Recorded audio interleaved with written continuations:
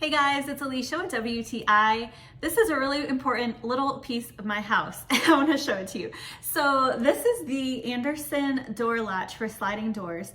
And I recently got this to replace the original that was on our door that finally broke. So these are really good quality because the one we had was on there for about 20 years and we use it literally all the time to let my cat in and out of the house. And so it is like constantly being used. So it's always being locked and unlocked and just really gets a lot of wear and tear. So it lasted a long time, but finally did break and we ordered this replacement. So this is the Tribeca style sliding door latch and it was super easy to install. The color is called Stone. It's a pretty standard color for Andersen doors.